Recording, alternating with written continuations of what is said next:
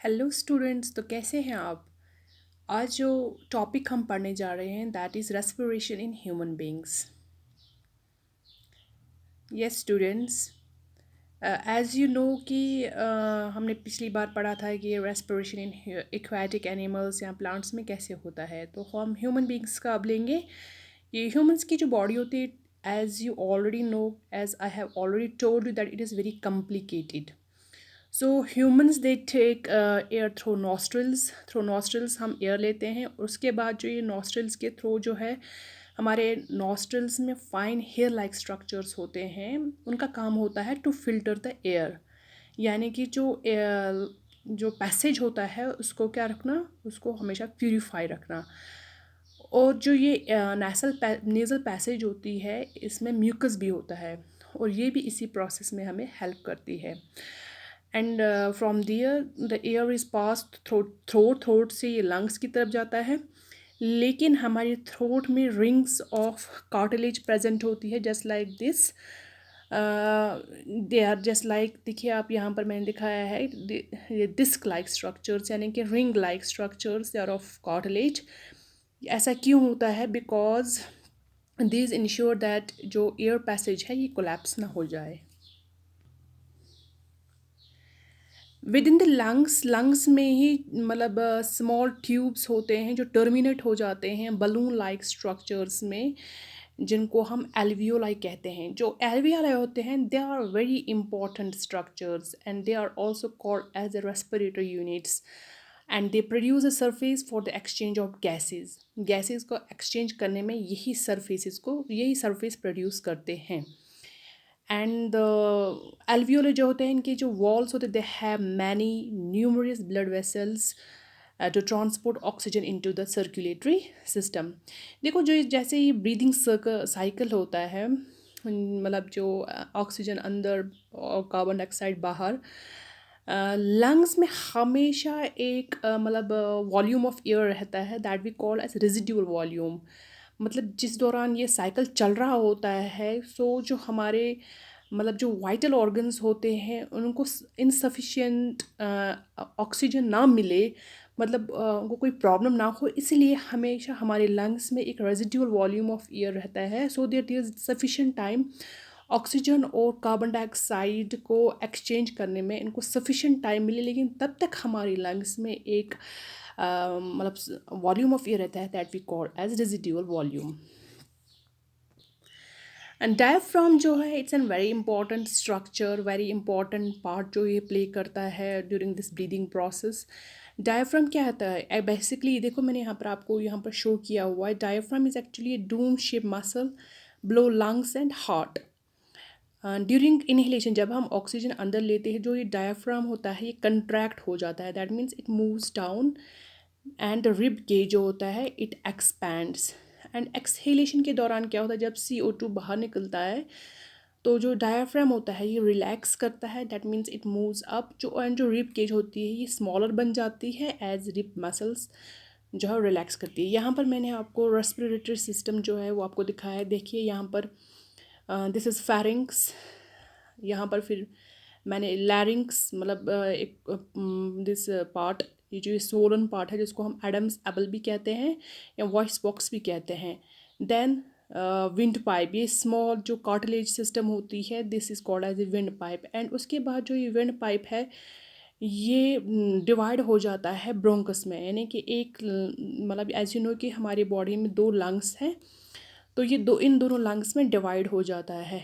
Bronchus जो है, फिर ये देखिए यहाँ पर ब्रांच लाइक स्ट्रक्चर्स हैं, इनको हम ब्रोंक्यूल्स कहते हैं। ब्रोंक्यूल्स में डिवाइड हो जाता है एंड दिस ब्रोंक्यूल्स ये टर्मिनेट हो जाते हैं, मैंने अभी आपको कहा था कि बलून लाइक स्ट्रक्चर, जिनको हम एल्वियोलाई कहते हैं। And this alveoli they play very important role in the process of respiration. ये जो होते हैं ये they are embedded, they are line the blood vessels, और ब्लड वेसल्स के थ्रू ही एक्सचेंज ऑफ गैसेस होता है।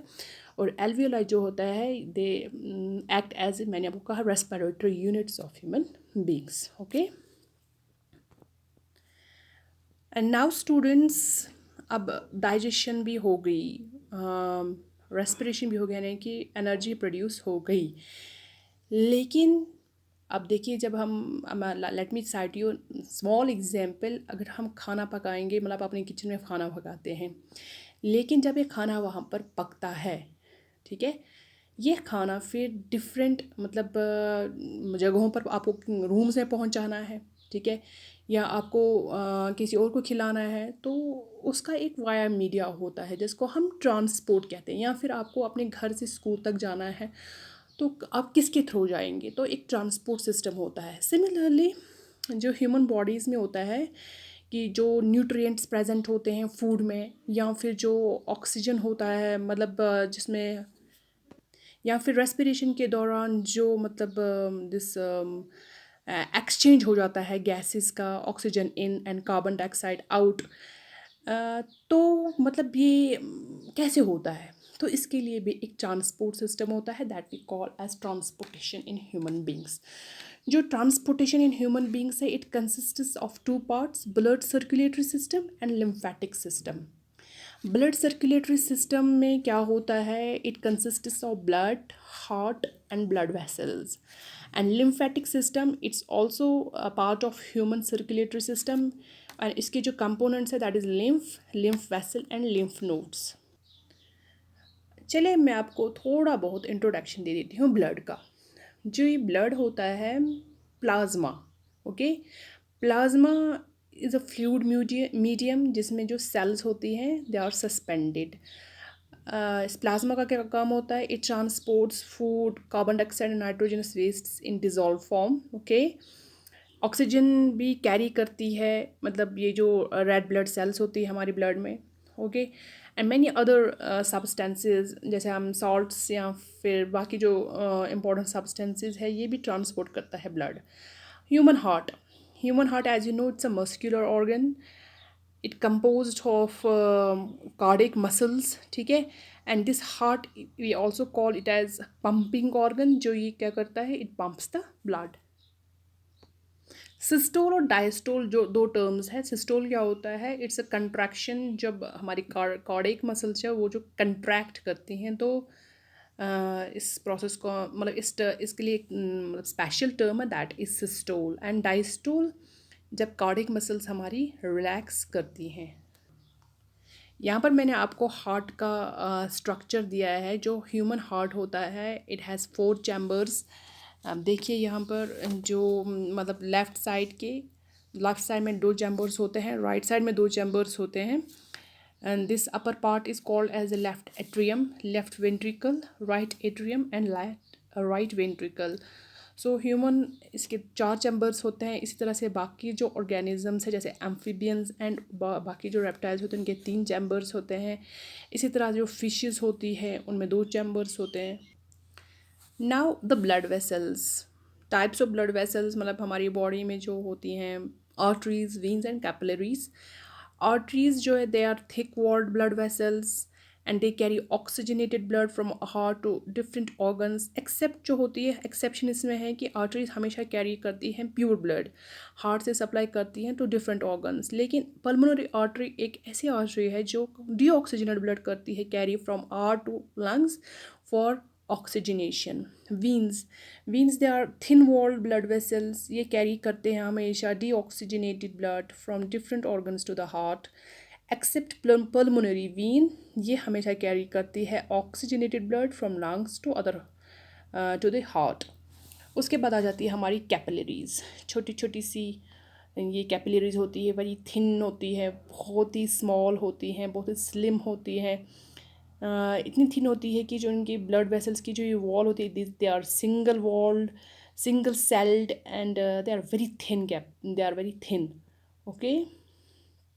Now this is, I think this is enough for today.